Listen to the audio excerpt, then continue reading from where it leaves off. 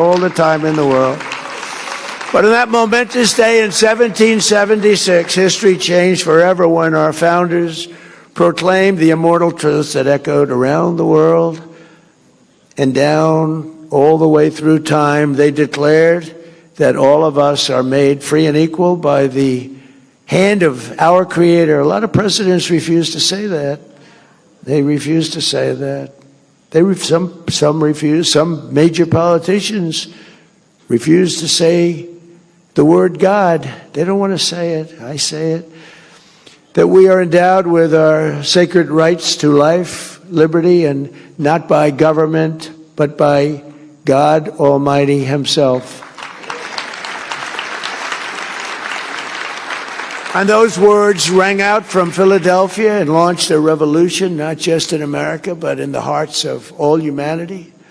The principles of the Declaration of Independence, which is one of three, sitting right beautifully in the Oval Office. I took it out of the vaults, and it's beautiful.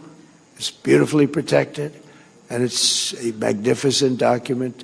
I stare at it all the time, and I read it as often as I can. A true, brilliant work of art. They've stirred the spirit of patriots in every nation, liberated millions from tyranny, and lifted billions from poverty, and it's doing now more than ever before. We're doing better than this country's ever done. In 1 year, think of what we can do. We just have to keep it going, Mr. Speaker, if you don't mind. Okay? Got to keep it going. But no, and the Democrats admit this, no president in his first year has ever done the things we've done. When you think we've gotten the largest tax cut in history, larger than even in the first term. But we've done something else, and I think we've brought back spirit to our country. You know, 2 years ago, you couldn't get anybody to go into the military. They laughed at you when they said they didn't respect our country. They didn't respect our president. They thought he was a joke. They thought our country was a joke. Other countries laughed at us and took advantage of us with tariffs, and we weren't allowed to charge, and they were allowed to charge, but we are allowed to charge. And I hope we get that Supreme Court decision, because we have taken in hundreds of billions of dollars of money. We're a rich nation again, doing what other nations have done to us for many, many years. But the biggest thing is what's happened to me. It's the spirit of our country, and that goes for religion, but it also goes for the military. We couldn't recruit anybody to go into our great military. We were the worst I think it's ever been 2.5 years ago under the Sleepy Joe Biden administration. I call him Crooked Joe and Sleepy Joe. I find them to be equal, actually. I do polls. Which is better, Crooked Joe or Sleepy Joe? And they poll about even. So I use both. But we have now the greatest recruiting that we've ever had. Everybody wants to be in the military. We're hot as a pistol. We couldn't get anybody to go into not me, the last administration. Nobody wanted to be in the Army, Navy, Air Force, Marines, the Coast Guard, Space Force, which is turning out to be good. I'm so proud of it, because I'm the father of Space Force. I'm the one that wanted it. So, but we couldn't get people. We couldn't get people. They couldn't get people to go into any of them, including our police departments and our fire departments. They weren't proud of our nation. They had no spirit. And now we have had the single greatest recruitment in the history of our country. There's never been anything like it. We have waiting lists of people wanting to get in. In fact, if we want to expand the military, Mr. Speaker, this would be a very good time to do it. We have so many people want to get into the military that,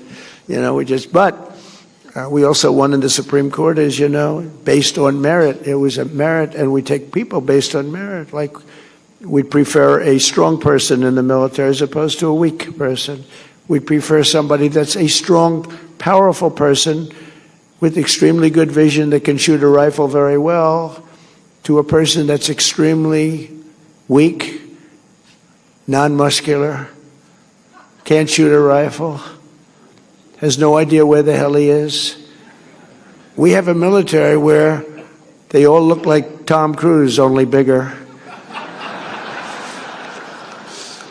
Now we hire on merit now. And that goes for colleges. People get into colleges now. If you have great boards and great marks and you work, and then somebody else gets in with that's not nearly as qualified, now it's a merit system. It's tough in one way, but it's, you know, our country was built on a system of merit. And then we went away from it a number of years ago. We got it back. That was a brave decision by the Supreme Court, I'll say. And it's tough on some people. Actually, it makes people work harder, I think. But we have to base our country on merit, or we won't have a country. We were going in such a bad direction. It's incredible. And I give a lot of credit on that one to the Supreme Court. They give me some bad ones, too.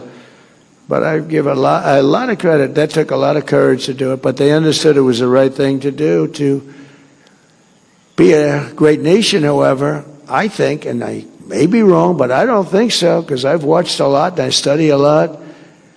You have to have religion. You have to have it. You have to have faith. You have to have God. And thankfully, as we gather today, there are many signs that religion is coming back, and now it's no longer signs. It's just coming back. It's coming back so strong. You know, your churches are filling up. You didn't have that 2 years ago. It was hurt by COVID, but it really, and they treated you terribly. The Democrats treated you terribly. Sorry, Mr. Congressman, but the truth is, I mean, they had pastors holding services outside. The people were standing 15 feet away from each other, and everybody was arrested. You know, it was like they ran it. You know, they always like to say, Trump is a dictator. They love that. I'm not a dictator. But they were like dictators. They were like the Gestapo. They were arresting people for going to church, and they were arresting people and treating people like horribly. And I made a lot of amends to those people. Those people were treated very badly for wanting to go to church. It had a huge impact, negative impact on churches, but the churches are now coming back stronger than ever. Nobody's ever seen anything like it, actually. So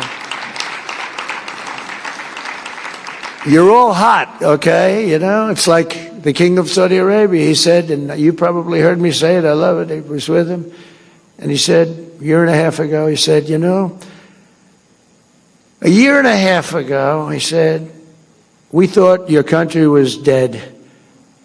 And now you have the hottest country anywhere in the world. We're the hottest country anywhere in the world right now. Nobody even close. I think you can say that, Mr. I mean, El Salvador is very hot, but I think we can say that, right?